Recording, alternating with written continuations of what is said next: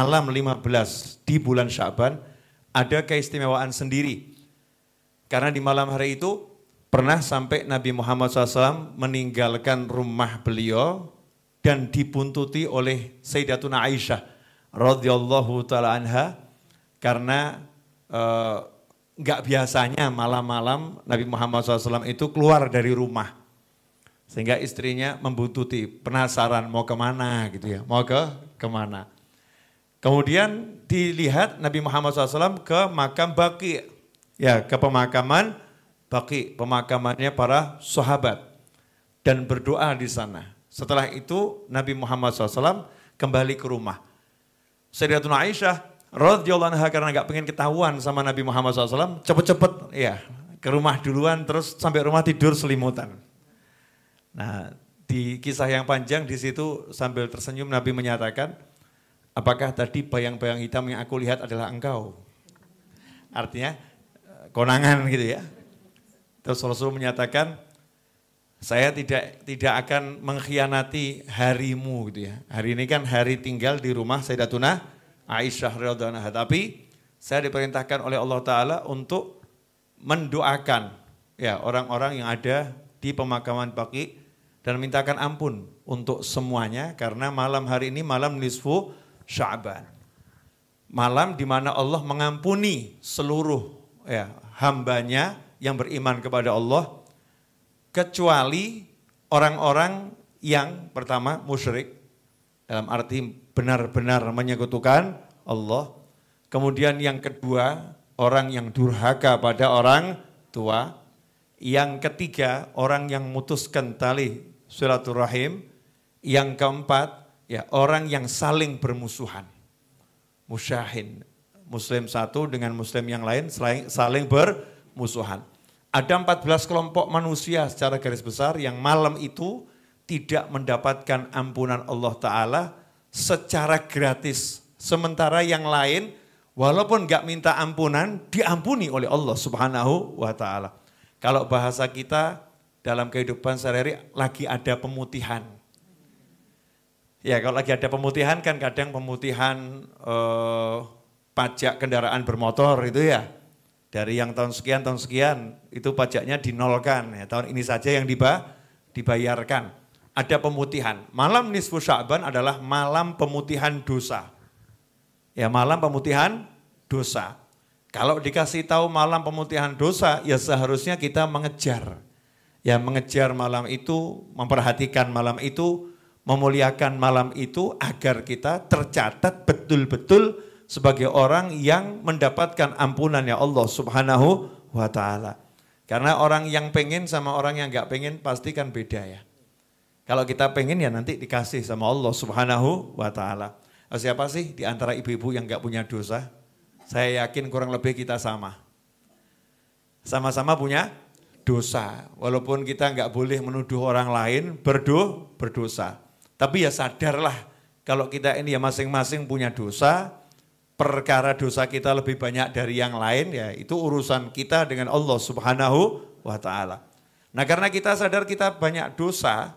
Ya mestinya kita pengen diputihkan dosanya. Dihapus. Ya dihapus. Nah besok malam nisfu Sya'ban itu malam penghapusan dosa. Maka jangan disia-siakan. Karena itulah ulama membuat kegiatan-kegiatan di malam nisfu Sya'ban. Agar umat gak lalai, agar umat gak lupa. Kadang ada orang nanya, kenapa dibuat acara doa malam nisfu Sya'ban? Ya agar orang-orang seperti kamu ingat. Kalau gak diselenggarakan pembacaan doa malam nisfu Sya'ban, banyak orang yang gak ngerti. Kalau malam nisfu Sya'ban itu jatuh pada malam itu satu. Ya, banyak orang yang nggak ngerti kalau malam nisfu Sya'ban itu malam pengampunan. Ya, karena itulah dibuat doa bersama di malam nisfu Sya'ban. Nah, insya Allah kalau di Majlis Ar-Raudhah seperti biasa, sholat maghrib berjamaah, kemudian sholat sunnah ba'diyah 2 rakaat, kemudian sholat sunnah awabin 6 rakaat, 2 rakaat salam, 2 rakaat salam, 2 rakaat salam. Setelah sholat sunnah awabin baca Al-Fatihah, surat Yasin dan kemudian berdoa. Ditutup dengan sholat isya berjamaah. Nah apa itu manfaatnya? Banyak, menghidupkan waktu di antara maghrib dan isya. hari-hari biasa seperti menghidupkan seluruh malam. Seperti orang bangun tahajud sepanjang malam. Kemudian orang yang berdoa setelah sholat, doanya pasti diterima oleh Allah Subhanahu wa ta'ala. Orang yang berdoa setelah baca Al-Quran, doanya pasti diterima oleh Allah Subhanahu wa ta'ala. Kenapa yang dipilih Yasin sama Al-Fatihah? Karena Al-Fatihah ummul kitab. Al-Fatihah itu induknya Al-Quran, sumbernya Al-Quran. Kenapa yang dipilih surat Yasin? Karena Yasin qalbul Quran. Surat Yasin jantungnya Al-Quran. Jadi kalau kita nggak bisa baca semuanya, ya ambil ibunya sama jantungnya. Ya, ambil ibunya sama jantungnya. Agar apa? Agar apa yang akan kita minta itu lebih cepat, ya, terwujud lebih cepat, terkabul. Meskipun Allah Maha mengabulkan semua doa, tapi kesungguhan kita itu dinilai sama Allah Ta'ala. Beda loh ya, orang mau minta pakai hataman Quran dulu sama minta ya bismillah, alhamdulillah, sholawat ya bagus ya. Tapi kalau hataman Quran dulu kan beda itu. Ini ada kesungguhan ya sebelum meminta. Seperti ibu-ibu mau nanya, Bu, punya anak gadis, datang satu orang tiba-tiba ngomong, Bu, saya mau ngelamar anak ibu. Ya senang-senang saja kalau orangnya baik, betul ya, caranya baik.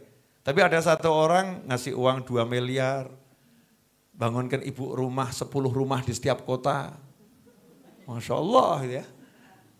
Setelah itu ibu dikelencerkan keliling dunia. Pada ujungnya terus dia ngomong, boleh enggak saya jadi anak ibu? Masya Allah. Kira-kira diterima atau ditolak? Diterima. Ya diterima dengan senang hati, beda. Yang nerimanya itu beda. Begitulah kalau kita minta sama Allah Ta'ala. Kalau kita itu mintanya dengan banyak zikir dulu, ya banyak wirid dulu, banyak qiraatul Quran dulu. Melakukan hal-hal yang disenangi Allah Ta'ala, maka begitu kita minta Allah tuh ya nerimanya seneng gitu. Karena ada juga orang yang dikabulkan sama Allah tapi Allahnya nggak seneng. Kok bisa begitu? Iya, soalnya lisannya nyebelin. Jadi Allah nggak seneng dengar suaranya langsung dikabulkan, timbang ini ganggu suaranya dikabulkan. Nah, itu ada yang begitu ya, naudzubillah min dzalik. Tapi ada orang itu yang disenangi sama Allah suaranya. Suaranya disenangi sama Allah Ta'ala. Makanya kalau ibu-ibu minta belum kabul-kabul, nah itu tandanya disenangi Allah Ta'ala itu. Allah senang, udah biar minta terus. Kabulnya udah jamin kabul, tapi sabar dulu. Cairkannya nanti dulu. Karena kalau dicairkan sekarang nanti dia nggak minta lagi itu. Ya biar dia minta terus, ngucap terus. Husnudzon kita begitu, kalau minta kok belum kabul. Berarti Allah lagi senang mendengar suara kita, sementara Allah Maha menyenangi suara hamba-hambanya yang berdoa. Jadi malam nisfu Sya'ban. Karena itu perlu diperhatikan, jangan menyimpan permusuhan dengan siapapun. Ya, jangan menyimpan permusuhan dengan siapapun. Kalau yang menyimpan permusuhan gak dapat ampunan, berarti orang yang menebarkan persahabatan itu dikejar oleh ampunan. Orang yang mengejar silaturahim, maka dia akan dikejar oleh ampunan. Orang yang suka menyambung hubungan dengan orang lain, sesuai dengan yang diajarkan Allah dan baginda Muhammad SAW, maka dia akan mendapatkan ampunan dan dikejar oleh ampunannya Allah Subhanahu wa ta'ala.